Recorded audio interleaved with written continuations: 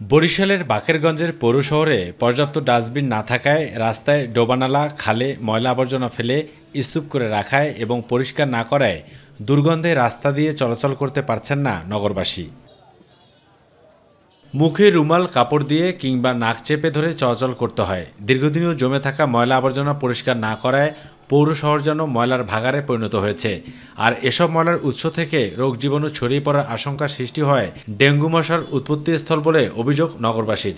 তারা কয় এই নিতেছি, এই গাড়ি আনতেছি, এরকম করে সময় ক্ষেপণ করেন। এত দুর্গন্ধ আসে যা বলার মতন না। আমরা দোকানদারি করতে পারি না, ব্যবসা বাণিজ্য কষ্ট হয়, গন্ধ আসে, ডেঙ্গু মশার আতঙ্কে আমরা ভীত। কর্তৃপক্ষের দৃষ্টি আকর্ষণ করছি যাতে ড্রামের ময়লা ঠিক সময় নেয়। ডাস্টবিনের বিকল্প হিসেবে কিছু রাস্তার মোড়ে এবং বাড়ির সামনে পৌর কর্তৃপক্ষ প্লাস্টিকের ড্রাম রাখলেও তা নিয়মিত পরিষ্কার না করায় দুর্গন্ধে যেমন দূষিত হচ্ছে পরিবেশ, তেমনি দুর্বিষহ উঠেছে আশপাশের পরিবেশ। এলাকাবাসী ক্ষোভ প্রকাশ করে বলেন, 3 যুগ ধরে পৌর কর সময় মতো দিলেও মিলছে না কাঙ্ক্ষিত সেবা। ময়লা ফালানোর জন্য একটা নির্দিষ্ট জায়গা নির্ধারণ করা উচিত। কিছু পরিমাণ ডাস্টবিন থাকলেও সেগুলো নিয়মিত পরিষ্কার করা হচ্ছে না। পৌরসভা কর্তৃপক্ষ এগুলো অপসারণের কোনো ব্যবস্থা করতেছে না দীর্ঘদিন যাবৎ। তবে প্রতিদিন সকালে কারবেস্টার দিয়ে ময়লা পরিষ্কার করে থাকেন বলে দাবি পৌরসভার নির্বাহী কর্মকর্তার।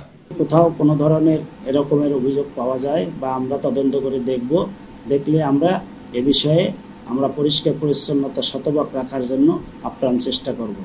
আর উপজেলা নির্বাহী কর্মকর্তা রুমানা আফরোজ বলেন, দায়িত্ব পাওয়ার পর থেকে পৌরসভাকে ক্লিন করার জন্য শতভাগ চেষ্টা চালিয়ে যাচ্ছি। পৌরসভাকে ক্লিন করার জন্য সর্বোচ্চ চেষ্টা চালিয়ে যাচ্ছি।